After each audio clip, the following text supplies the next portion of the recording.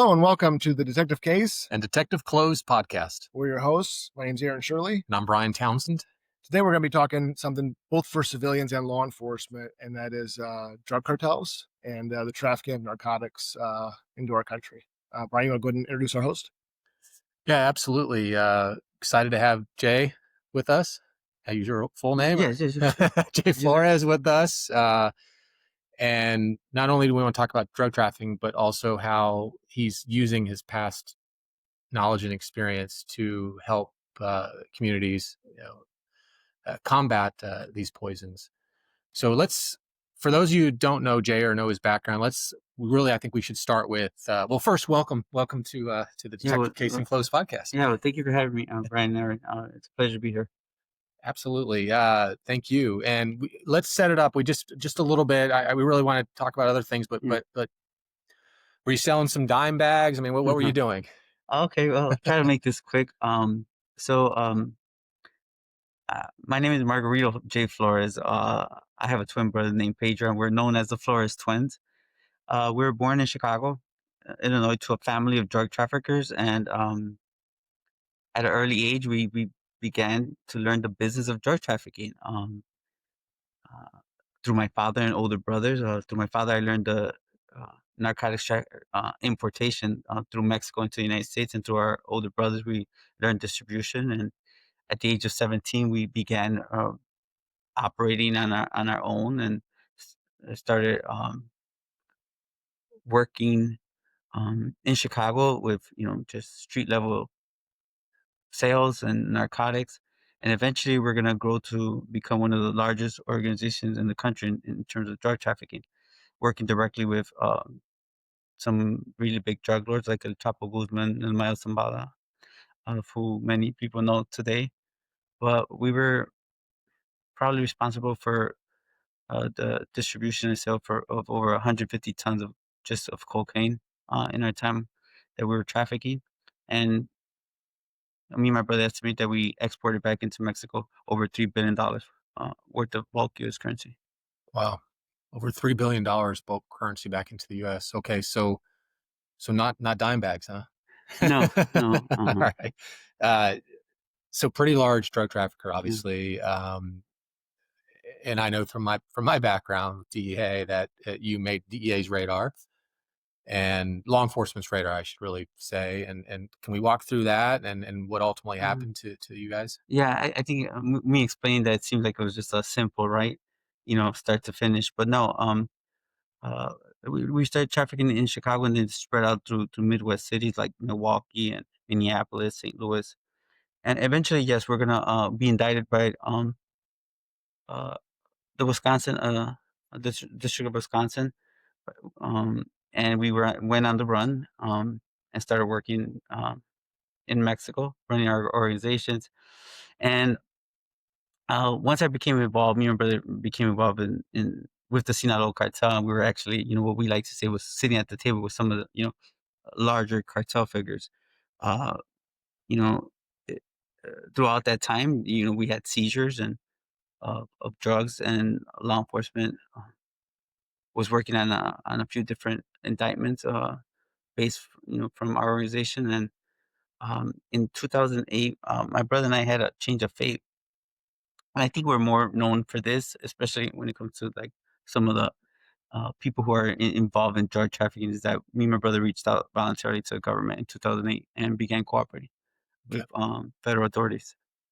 So prior to 2008, working with people like El Chapo, head of the Sinaloa Cartel at the time, obviously moving a lot of dope through Chicago and into the U.S. Or the region, or just Yes, when we started, when we first started, basically our business was in Chicago, and then we spread out to the Midwest. But eventually, towards the end of our drug trafficking, we were actually uh, trafficking throughout the United States, from Los Angeles all the way to New York. We were uh, transporting and distributing in, say, over 14, 14 major cities across the United States and in Canada. Our organization at the time we turned ourselves in, we were selling anywhere from 2,500 to 3,000 kilos of cocaine a month.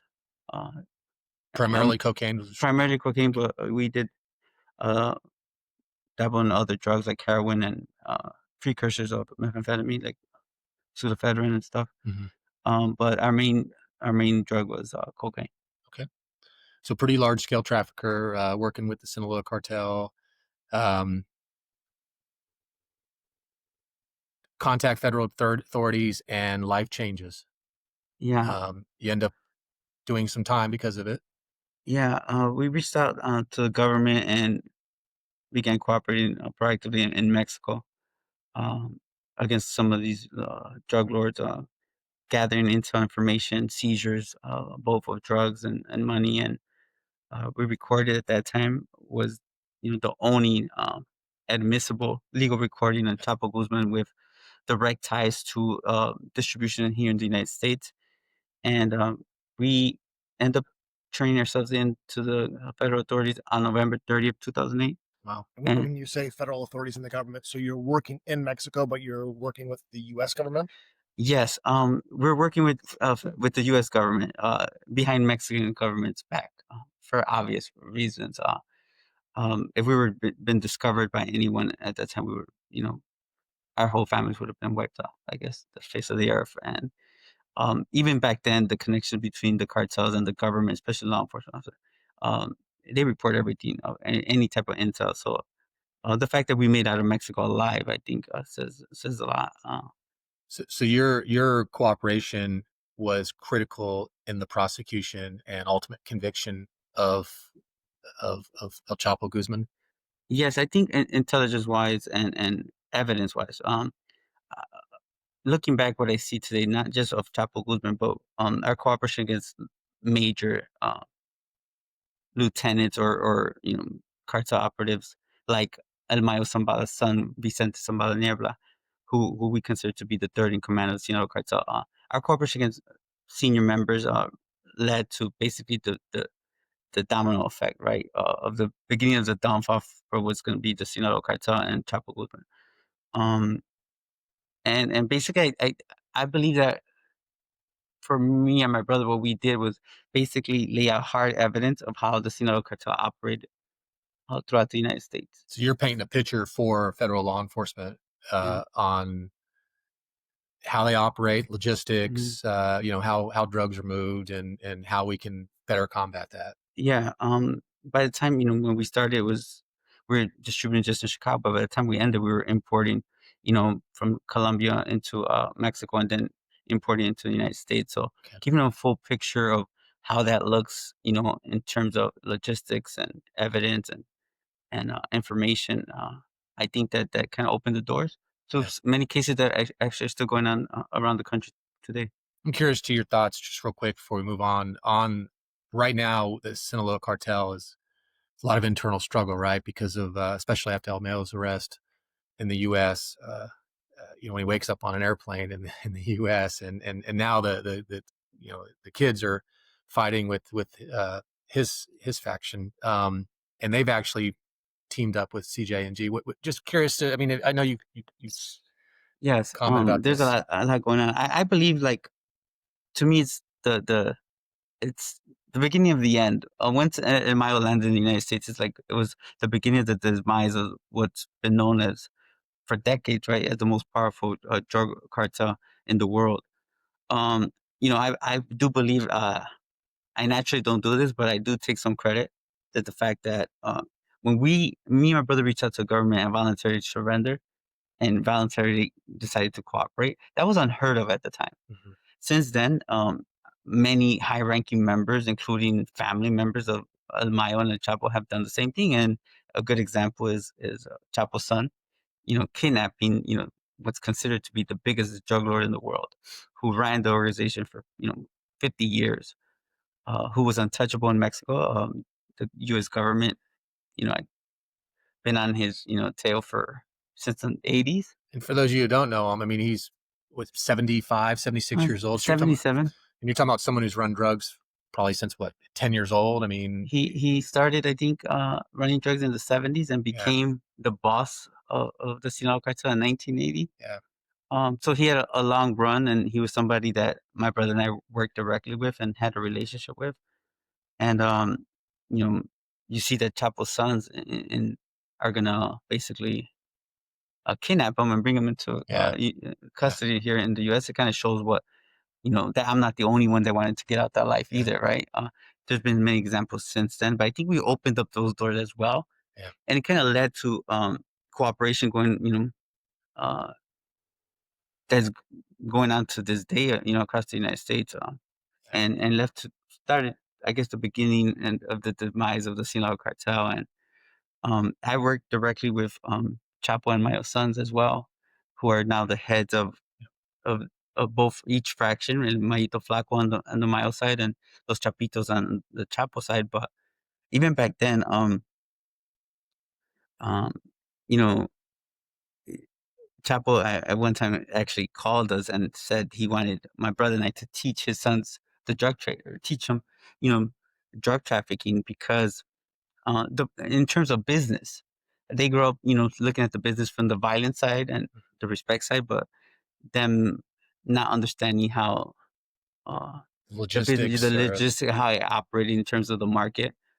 And I always say this, that obviously they didn't learn, but they became ruthless, even more ruthless than their fathers. And um, I- me being involved at the highest levels, there's two sides of the cartels. There's the armed wings, the violent part, and then there's the business side.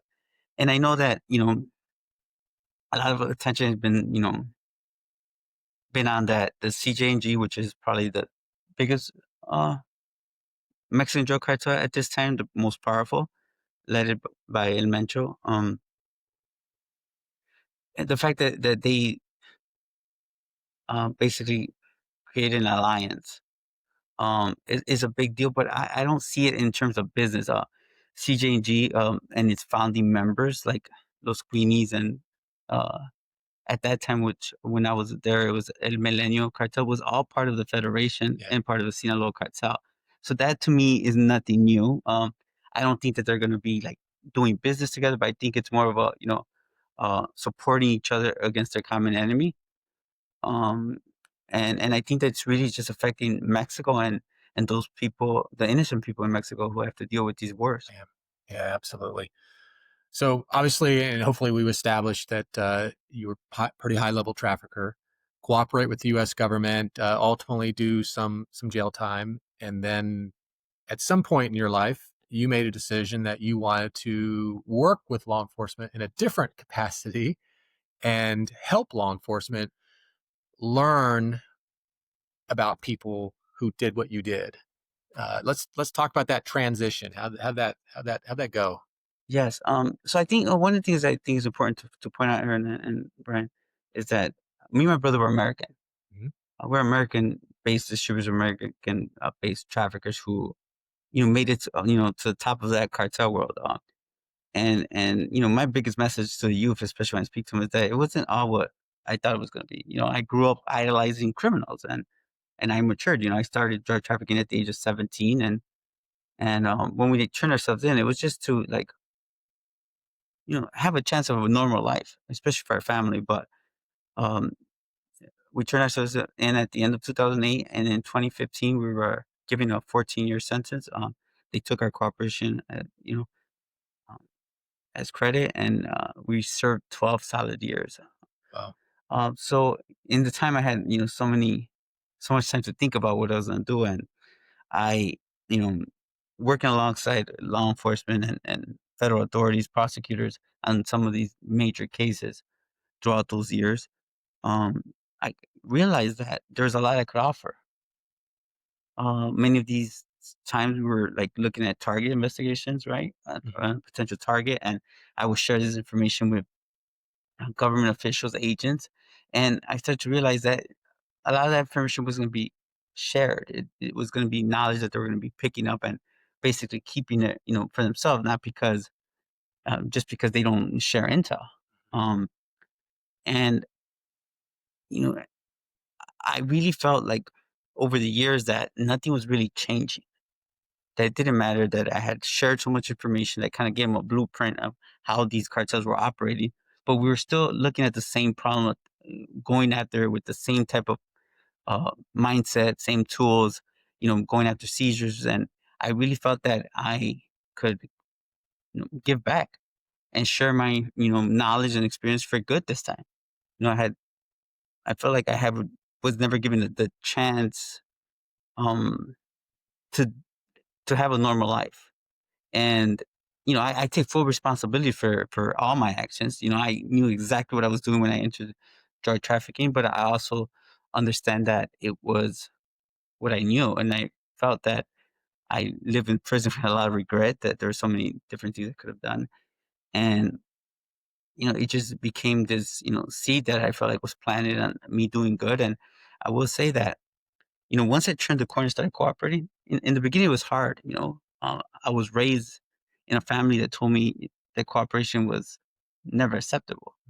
It wasn't even thought about. But once I started what I believe was doing the right thing, it's a good feeling.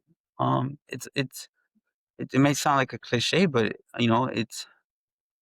I say that I was applauded for doing wrong for so many years, and now that I started stepping into doing something good, I felt like you know it, it it meant a lot to me. It was a good feeling for me, and especially for my family as well. I want to highlight highlight something you said. So you being on the other side of the law, you recognize that a major flaw in law enforcement is failure to share information. You know what? That's something I don't really like. It's something I do talk about, but I do get a little bit nervous when talking We about that we see it all the time too. because We you know talk what? about it too. So here's my ideas. Basically, what is a cartel? Is a group of people working together to control a market, a product. And to me, I say this all the time that for every gram that you see in any streets of America, there's probably an estimated 250 to 400 people working together to make that happen. If anything, I think criminals and organizations show that they could work together. And what I see on what I've seen through experience is that law enforcement agencies don't always work together. It's a competition. It's a inside competition, and we could have press releases all day talking about there's a multi-phase agencies working together, but we all know that individuals who want that picture and want their name next to a seizure or next to arrest. And I think that sometimes that is one of the biggest obstacles, sharing information. I think that uh, government agencies need to get better at that. That's everyone's working for against the same enemy, right? So it seems like the cartels get like they have the same goal, right? Same goal, same interest. Let's work together. Yeah, it's just I really didn't see an issue of it. That was like a common thing that they have to work together in order for them to be successful, and they practice it each and every day, and they are. Wow. Okay, so let's take us up. So you turned yourself in, you cooperated. You get a 14-year sentence. You do 12 years, so that puts you out in 2020-ish. And then at some point, like you said, you wanted to do good. You wanted to work with law enforcement. You wanted to talk. So you had a decision. You could have left jail and moved and done something, and we'd never be talking to you today. And you would never work with law enforcement. You could easily move into the shadows. You chose to put yourself out there and work with law enforcement. And we'll talk about this. You get some pushback from law enforcement. Mm. What's your motive? I mean, why instead of saying, hey, you know what, I want to just be left alone. I just want to go live wherever and work some 9-to-5 job and just be left alone. What pushed you? I mean, you talked about wanting to do good, but let's dive deeper into that. I mean, why law enforcement? Why should law enforcement? Yeah. Why law enforcement? Yeah, there's a lot of I do get a lot of pushback, and I think to me it's always like we get so used to people doing the wrong things that when someone's doing something good, we question that more than anything. More than I feel like the person I am. It's I'm a believer in Christ. I feel like He gave me a purpose. I made it through what I made it through for a reason. And just to give you some backstory as well. My twin brother and I, we look alike. We think alike. We're very different. He suffered a lot. He actually was the one that took the stand against Chapo, what's considered to be the trial of the century, right? Um, and we'll forever have targets. To me, I say this all the time. I put my life on the line every time I show up at a seminar, every time I show up at a conference. And people might say, "Well, that's stupid." I get a lot of those things, but it's something I've been dealing with that threat all my life since a very young age, and I got used to that. But at the same time, I felt like if I just went away and I never shared information, I felt like it was a waste of my life for my family. I feel like nowadays, me coming home to YouTube and TikToks and it's just the glamorization of these criminals and these cartels and the life. There's no one pushing back. There's no example. And there's not many successful drug traffickers. There's not many successful criminals that are alive and that are free, especially not American, especially not someone that speaks English. And I felt that I could actually use my life as a deterrent and then use my life to do something good. Not just it's not just about me either. It's about my culture. Me being Mexican American. I'm one of those reasons why especially in today's uh, time that Hispanics or Mexicans look like criminals. And why not for me be a good example to say, what, that not everyone's a criminal, but people do make mistakes and could change their life. And maybe it's my I always love the movie Catch Me If You Can, the story of Frank Abigail. And I wonder if they ever question his motive. No, they don't. It's interesting you say that, and and I know off camera when we've spoken, you don't like to glamorize. We did it at the very beginning. We didn't want to glamorize. We wanted to set Jay up to folks who don't know his history to what level he was. I mean, this wasn't the neighborhood dealer. This was someone at a very high level. So we wanted to set that up. We didn't do that to glamorize it. Your goal isn't to say, let me tell you about these war stories. You have a purpose when you speak to law enforcement. And I want to dive more into that as well. Yeah, I what my purpose is to help and to make a change. Not, I started to say make a change for the country. I have a lot. I owe the country a lot. I owe, if people, I know a lot of people think that morally I would never be able to make up for all my sins or my crimes, and that's not what being a believer in Christ is. And I do believe in redemption. I do look for what I live for today and what I could do tomorrow. And you know what? It's a good feeling. And I will say, like, when I talk to law enforcement, my biggest thing is the mindset. People might look at me here and say, well, I don't look like a drug cartel member. I don't, fit the profile. What is the profile? That I speak English, that I don't have tattoos, that I never did drugs, I never, you know, drank alcohol. Um, I have knowledge. I feel like it'd be wasteful. And I think that, me reading the Bible, it says share your testimony and do good with it. And a lot of times, I say that in my seminars and some of the conferences I go to that have kind of turned into more of a mindset because that's the mindset I'm trying to, change the mindset of law enforcement and the public that not just because you enter a life of you know, selling drugs or a criminal activity, it don't mean that you can't change. I think naturally I've always been a good person. One of the things that I do is I say is that, me and my brother ran a nonviolent, you know, uh, drug trafficking organization. And to many, it could be offensive because they feel that, my drugs and what I participated in still had a negative effect on communities in violence or in overdoses. And I 100% could understand that. I also say that I was responsible for, it was real easy for you to get involved in those things. You see it each and every day in different organizations, but I chose not to. And that says a lot about me. And it's hard to kind of show that when you're living a life of crime. Um, but today I always, I say, well, I also took responsibility for those crimes. I put my life on the line before any judge could hand over a sentence. Me and my brother risked our life for 7 months, undercover in Mexico, cooperating against the most deadliest, violent drug cartels in the world. I put myself in that situation, but I also feel that because of that, there has to be more to this. And I feel like law enforcement or even the public, maybe some of the kids I speak to at juvenile detention center, maybe they could learn from this, and maybe I could help save some of them. And to many, it might be hard. Change is hard. And if I have any to share, and not just you know for someone who like might be listening to this, I don't care if you're in law enforcement. There's many things that could change in law enforcement. The way we go after drug trafficking, the way we combat drug trafficking. Someone individuals like I say this to in every conference, like who's not going through issues? Who doesn't want to lose some weight? Who doesn't want to like better their marriage or stop drinking alcohol or anything? But I'm that example, and I might not be the example they want to see, but that's the example I think God sent.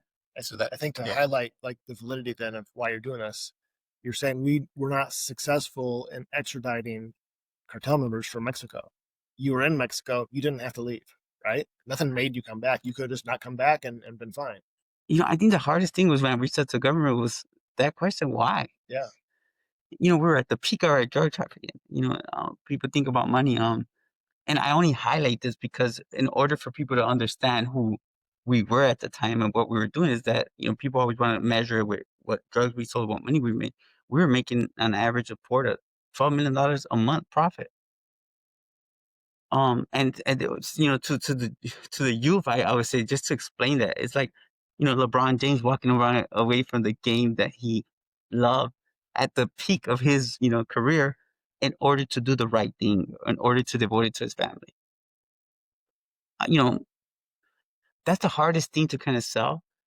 And you hear this cliche, right? Of money doesn't bring you happiness. It doesn't. And you know who says it? The people who had the money, the people who had the power. And I don't think my brother and I ever abused our power. I think, it's, I say this, it's what you see is what you get. And both today and before, the only thing now that I'm doing, right with my experiences and knowledge. And even to this day, yes, I put my life on the line. So your seminars, if I'm law enforcement and I go to your seminar, other than the mindset to know that you can change, are there specific? Are you trying to put them into perspective how to catch? Is there anything like that, or am I? I haven't seen one of your seminars yet. Is it? Yeah, so I have multiple 2-day seminars, but Yeah. most of the seminars are going to consist that, you know, there's a lot. What I believe what made me successful was that I learned how law enforcement operated when it came to patrol and even came to, federal investigations. And I basically uh, answered your procedure based training, how you go about things. Mm-hmm. We worked very hard so that when, for example, a state trooper pulls a car over, we know what they're looking for. We know what answers, and they want, and we made sure that we always had the right answers for law enforcement procedure and investigations. We understood that when someone ran a car, we knew who they were going to target, and we made sure that we did everything we can so that we could, as a safety precaution, so that we wouldn't risk arrest. And we went to great lengths, and I believe that because of that, because law enforcement to me, and I could be wrong, or you just say you have military training or you go to law enforcement to an academy, you're trained procedure, right? 1 to 10, A to Z, this is what you should do, and it becomes common practice. We take advantage of that. Criminals take advantage of that. They learn what you know, they learn exactly what you're gonna do, and then they counter. And basically my, when I say my mindset is that I'm gonna give, those key points that made us successful against law enforcement, against investigations. How do we transport drugs? How do we import them? How do we distribute? Because a lot of times, there's some things that might be common sense to some agents, but are not common sense to some more local law enforcement. And because law enforcement agencies don't always share information, especially not at a federal level, but some of the agencies and some of the officers at local levels, the smaller agencies, they never get any type of real world knowledge. Yeah, And it's usually the war stories. yeah, and I tell that there could be someone in early on, um, you know, I'm not confident about many things. I'm just confident about drug trafficking, and I always say, well, bring me a couple people that would know more about drug trafficking than someone who actually lived it and experienced it and was successful at the highest levels. And at times, I would get like, I guess we'll play a chess game where we have an experienced law enforcement officer come to one of my seminars, and I would get caught up in that. And I realized that I'm not here for them. I'm here for the ones that don't know, the ones that don't have the information. Those are the people I want to target because those are going to be the officers that are going to be in the field for the next 15, 20 years that maybe I could start sharing that knowledge so that we could change things and be better off, in 10 years than we've been in the last 50 years against this war, with this war against drugs. You know what's interesting? When you think of criminals, you don't think uh, cooperation within the organization. You don't think good business model. You don't think about the training and adapting, right? All these things that you would think of to run a good business, right? Well, and that's a good point, Aaron. My biggest thing that I push, especially to Congress, especially to higher levels of the government, is that I believe that uh, we law enforcement, I think the government has been misinformed or maybe taken the wrong approach with the war on drugs. It's not a war on drugs; it's a war on the business of drugs. And to me, everything from day one, I entered drug trafficking because it was lucrative. I always treated it like a business. I believe that's what made me successful. And I believe that that could be the answer to changing the way drug trafficking has been combated for the last 50 years. We take a business approach to it. And I think it's going to take outside, the box thinking because it is a business. And me and my brother ran our business like a Fortune 500 company. I learned, this is part of my training is that I learned, you know, operations and through working at McDonald's. And once I started to understand that McDonald's has a good operation in place to make their, you know, franchises run successful and continue to put out the same type of product all across the world, I kind of started to reverse it and say, okay, this works the same for agencies. This works the same for any type of business. So, I credit that experience with making me and my brother successful. Interesting. So you're providing a perspective from your knowledge and experience to make them more effective in going after the old you. The old me, yes. Right. And maybe I think you said this before, but what if 15, 20 years ago that batch of law enforcement folks had someone like you educating them? You and your brother been successful had they had this knowledge, right? Or maybe not as successful, right? Maybe someone would have had the perspective to make you less effective as a criminal, right? Yeah, I thought about that question, and I don't think so because there's little things that could have happened. Yeah. It could have been even your local patrolman is, and I could share something that what they're looking for. If just say that I would have been arrested early on, Yeah. with money or with a gun, with a compartment, with something, Could have it probably changed would have everything. changed everything. Yeah. And that's one of the things that I believe today. I sometimes, you know, not I don't get pushback everywhere. No, I'm talking about those people that push back, maybe at higher levels. But I will say something. What makes this so rewarding is all the thank yous, that I get, the friendships that I'm making with law enforcement. I get so many emails all the time of just people just thanking me or sharing a story of how they are changing their perspective. But I explain to them all the time that one of those arrests could change everything, and you don't know what you're doing. And a lot of times, officers across the country, especially in today's time, they're depleted. They're second guessing if they can make any type of change. And I tell them every day collectively, without you putting logos of your agencies across the country, I follow this, you follow this, arrests, seizures, indictments from the highest level to the lowest level. It's law enforcement is doing great work. The issue is that sometimes law enforcement has these thoughts that they're going to solve drug trafficking, they're going to solve criminality. And I always say this is not a problem to be solved. This is maintenance. Okay, the weeds are get we have to cut the grass at our home, Yeah. right, every week or every 2 weeks, right? The grass grows, the weeds grow. We have to keep doing the maintenance. And I think that when I share that with law enforcement and they see it in a different way, it's a different feeling.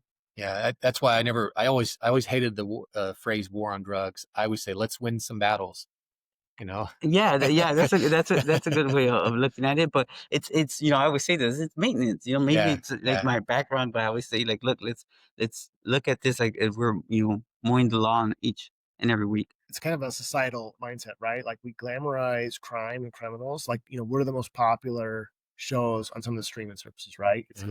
it's the cartel shows, Narcos, it's yeah. narcos, it's narcotics, right? And then what happens? Usually at the end of the show, the bad guy gets caught. It's over now, right? The movie ends. Like, Yeah. but it's not, right? That's a good point.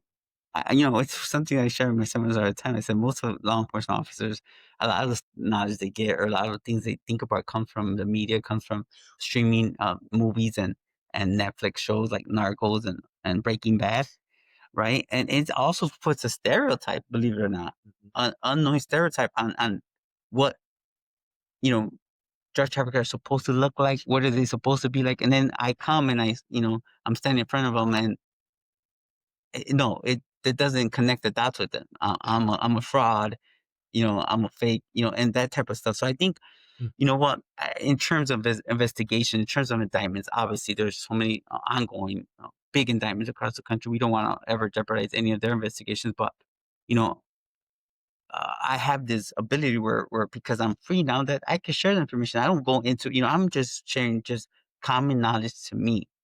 And the more training that I do, the more law enforcement officers that I meet, the more I realize that, oh, I could share this because I had no idea they, a certain law enforcement, officer may not have realized this. I hadn't known about this.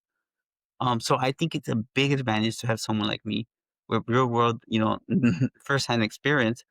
But then let's add to the fact when we come, with your background, 80% of these major cases are done to people just like me with cooperation. Mhm.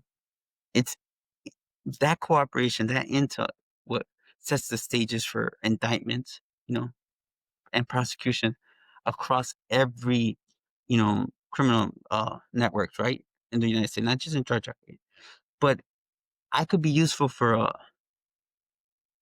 prosecution of case. And at one time, I guess DA had named us the most important informants in DA history. Obviously, that has changed with our cooperation because now there's bigger, you know, I guess snitches, Mm. right? But why can't I be useful in a different setting? When I cooperated, absolutely, it was to save my own ass, right? To get credit, I risked my life for that. Of course, I put myself in that situation, and that's okay. But now, I'm here. It's something I want to give back. It's something that I feel like I need to do. It's what I'm supposed to do, and it's questioned a lot.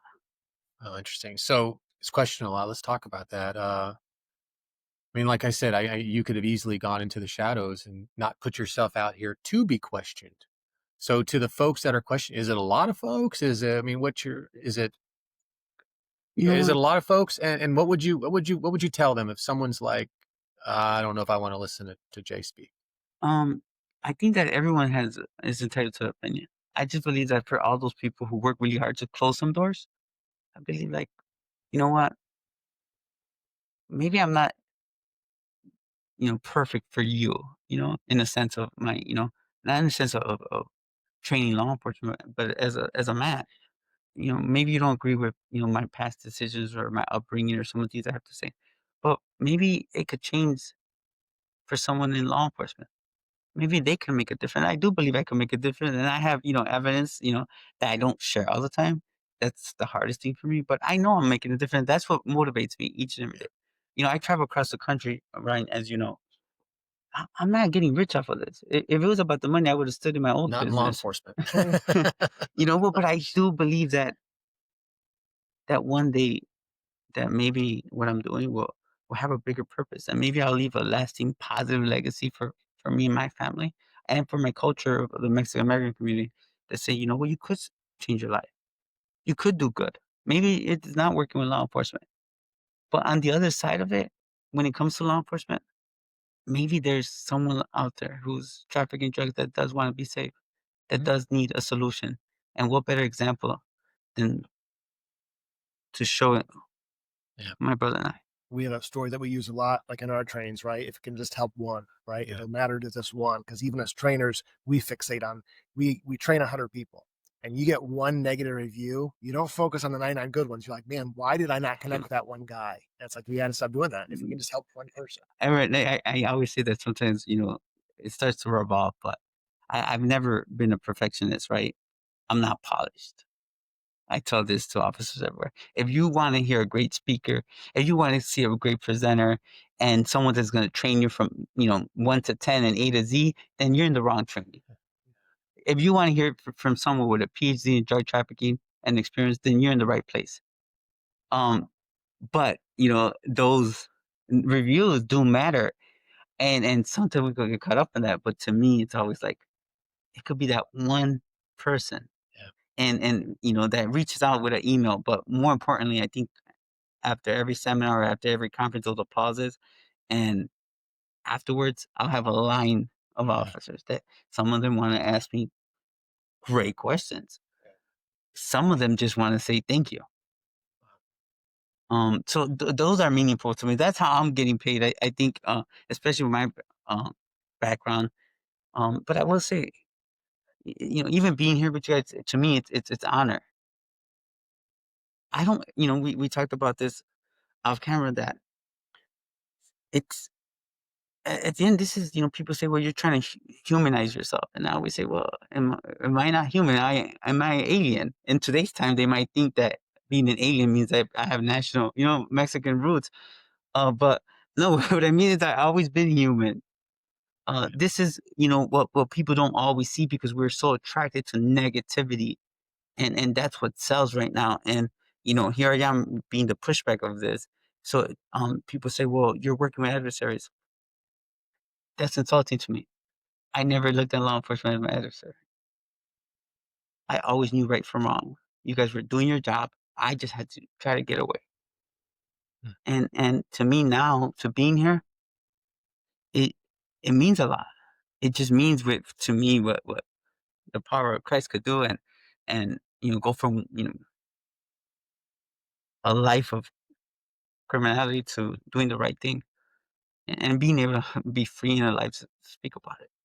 I think some people don't realize too is you weren't like, what's the usual path, right? When you have certain parents, you go to high school, right? They help you with your homework. You go to college, you get a good job, right? Like you weren't given that chance then, right? Like you grew up in this lifestyle that you were dealt, right? You grew up to be a drug trafficker. You know what, Aaron?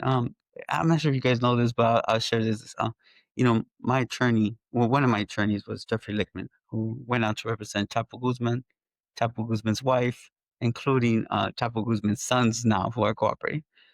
Um, and I remember him telling me a story about, he had twin sons, and he said, you know what, Jay?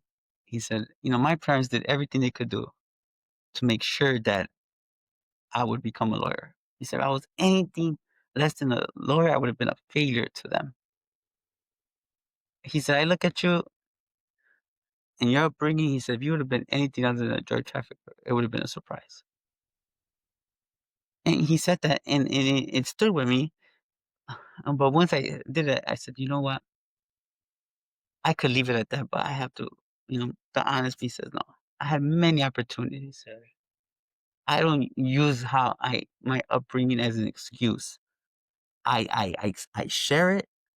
I share it so that law enforcement could see that before I even understood what drug trafficking was, I was already an experienced drug trafficker. To me, it's second nature. I use that, but I don't use that as an excuse, because when I decided to enter drug trafficking, I knew exactly what I was doing. Um, and I share this with anyone and everyone, that I'm an open book.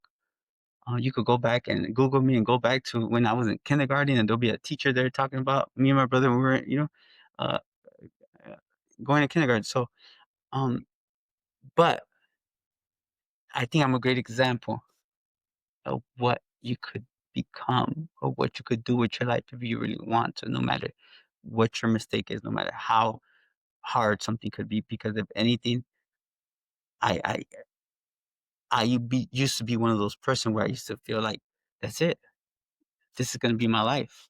And believe it or not, I would pray to God and say, Lord, save me. My version of being saved was one day waking up on a beach in clear blue waters, and that every problem or everything I did was just gonna go away. And I share this. And too many times the government, I don't think we went to extent that, sometimes it doesn't, when you're working on an investigation, they don't really care what your motivation. They just care about what you're giving them. But I feel like I had a spiritual epiphany before I understood what it was. I woke up one day in the middle of the night and I said, if I want to change, I have to pay. I have to suffer the consequences. I have to suffer. Just like if we wanted, a better physique, we'd have to suffer and make sure we go to the gym and wake up early and get into a healthier diet. It comes with uncomfortableness. And sometimes I think we fail to see that, but I'm a good example of when you want change, it's not going to come easy, but it will come. Oh, yeah. It's funny you say you're not polished, and I can absolutely. I don't feel like I'm polished either.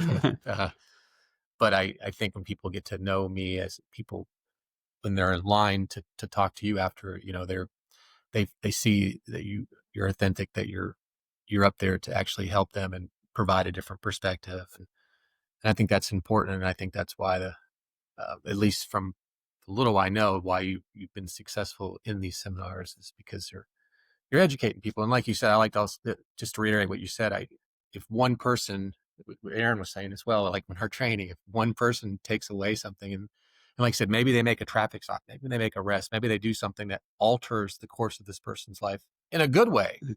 Like you said, what if something happened to you or your brother early on that altered your case? Maybe you went to jail right out of the gate Yeah. and never got to the level you got. And maybe that was the consequences that turned your life around or made it worse. Who knows? But just that one trigger that changes reality, right? Yeah. So we're sitting here, and we're supposed to be talking about drug trafficking. And people are like, what does his life have to do with drug trafficking? So I'll go back to it. Yeah. This is a great example, even when it comes to drug trafficking. There might be someone just like me on the other side, wanting to cooperate, wanting to change. Yeah. This is not just about drugs, but this is also, like I said, it's the mindset that it would take someone like you, Brian, and that you guys allow me to sit here next to you and say, you know what? Even since we first started basically communicating with each other and getting to know each other, you always open that door. To me, that's a great training for any officer that in order for you to be successful in the streets, you have to have that mentality with a cooperator.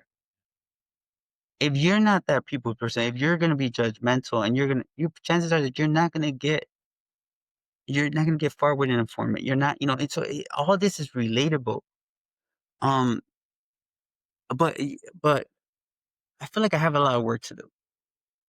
This is not just, right now as law enforcement, I really, it's important to me, especially with this war against fentanyl. Mm. I learned a lot growing up. I learned how to traffic drugs, but I also learned not to do drugs from home.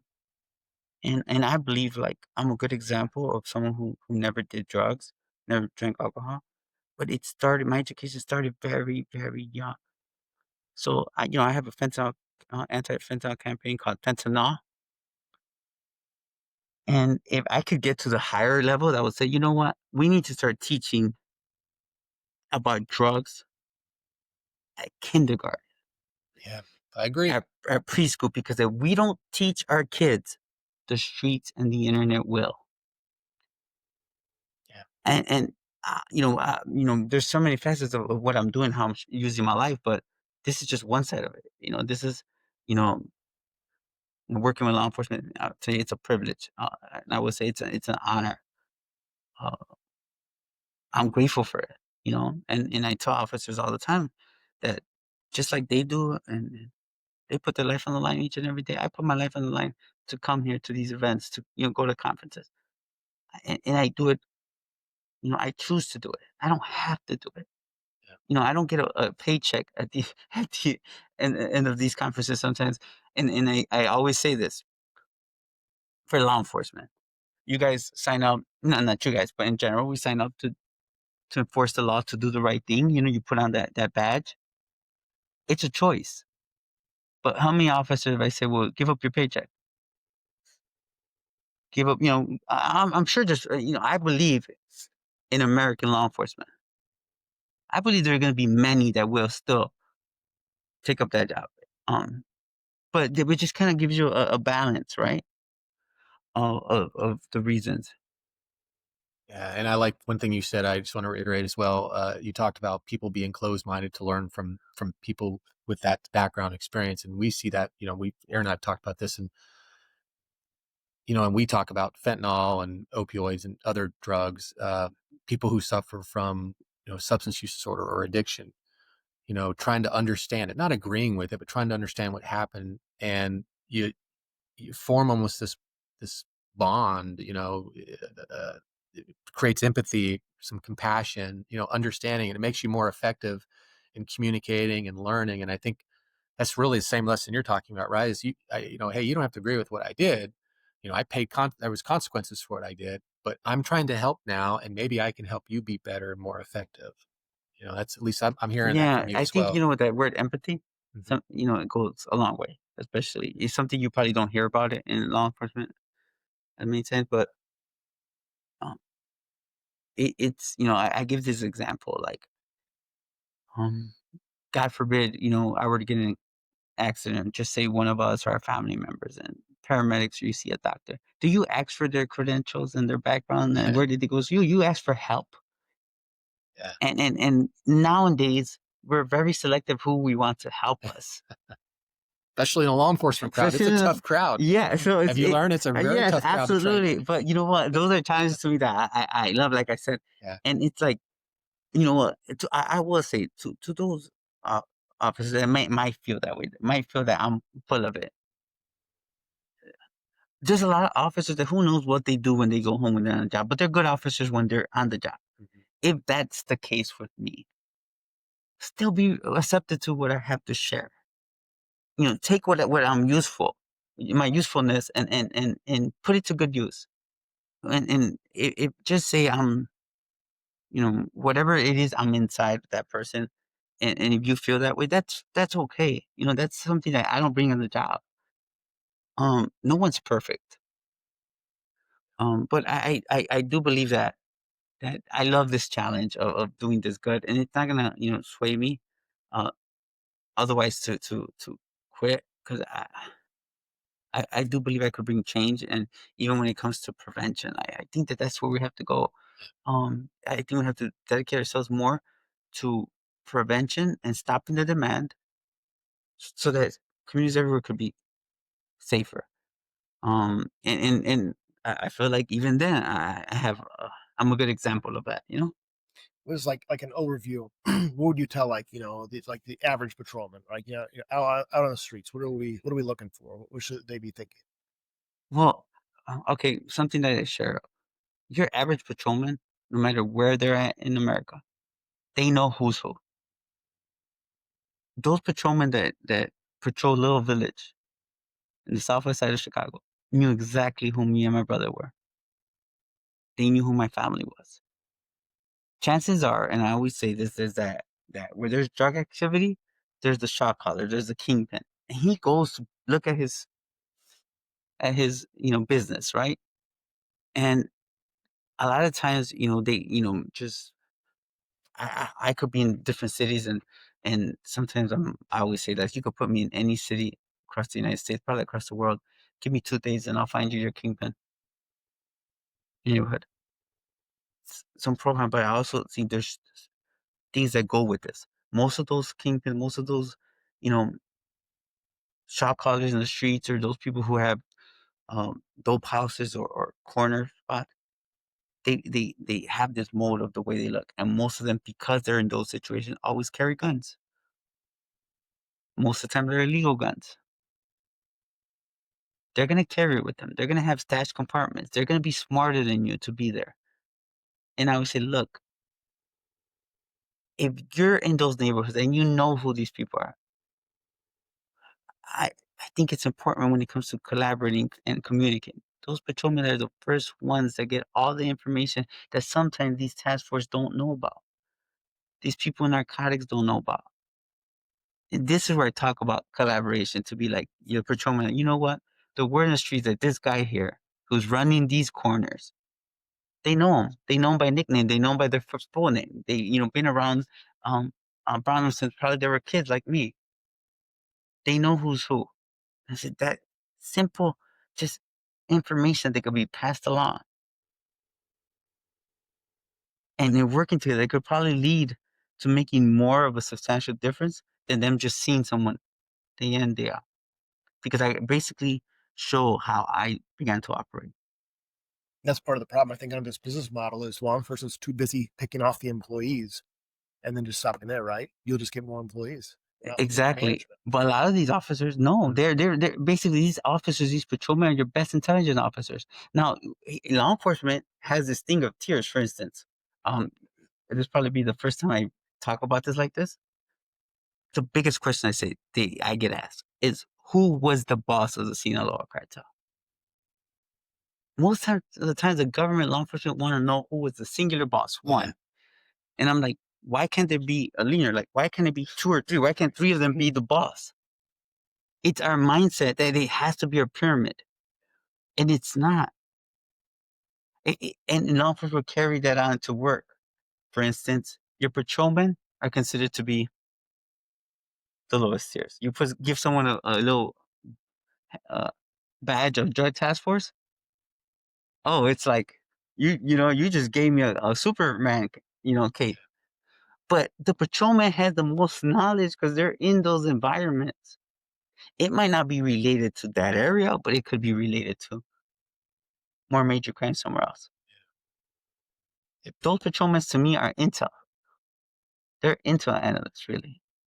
Yeah, the first line of defense, right? They're the sensors in the ground, right? Now, somebody might be looking at this and be like, "Oh, genius! Like, tell me I didn't know." But let me tell you something. It's not common. When do you have patrolmen come into meetings and say, "Hey, guys,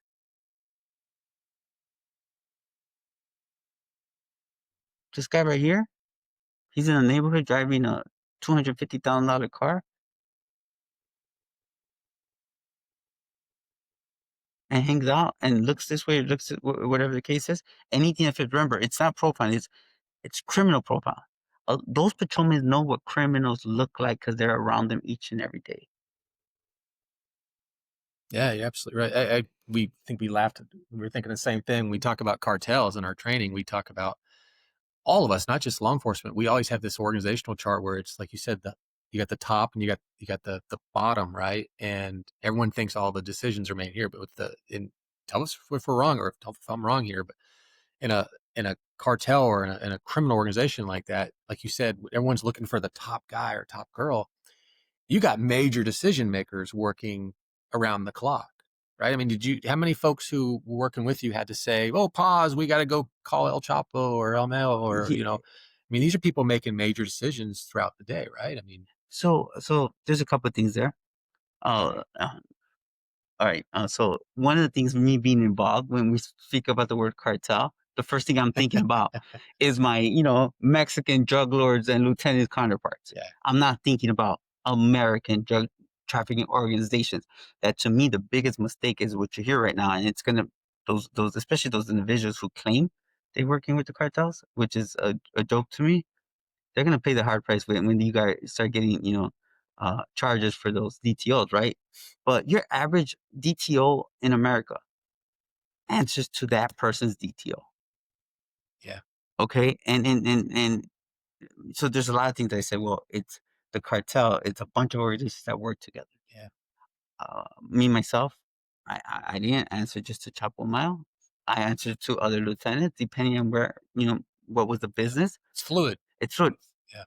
My customers, they're my customers. Yes, sure, they answer to me, but they're independent to make their own decisions in their own organization and how they operate it. Now, I could give them advice, meaning I could give them ultimatums between, you want to work with me or you don't. If you do, you're going to do this. You're going to, before you decide to commit any acts of violence, we have to, like talk about this. Stuff like that might go on, but at the end, each organization at every level is basically going to have that person that answers for it and so on.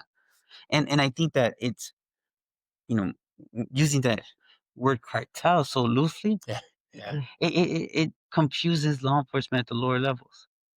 And I believe that could be a problem when it comes to investigations. That everyone thinks that because you hear, start at the lower level, you're gonna, reach the head of, the cartel. Yeah. And I think they might overlook everything in the middle. Yeah. Wow. Sounds like you're doing a lot of great work.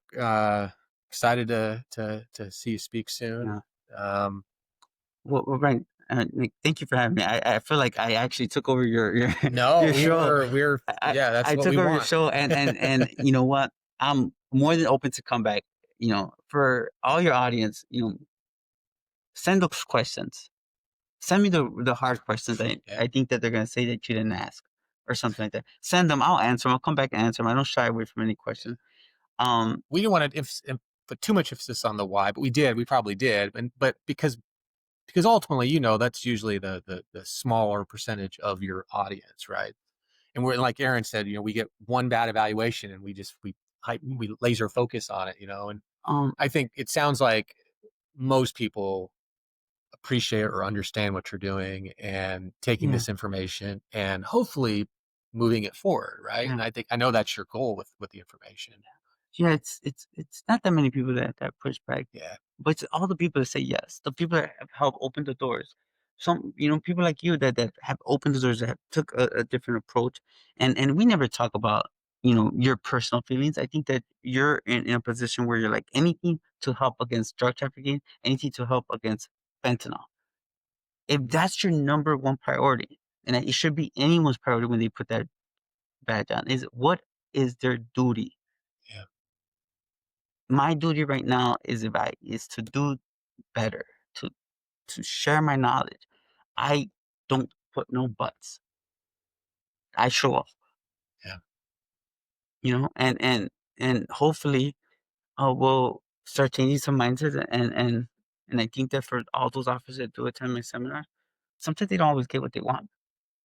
My biggest complaint is I don't get bathroom breaks. But there's a reason for that.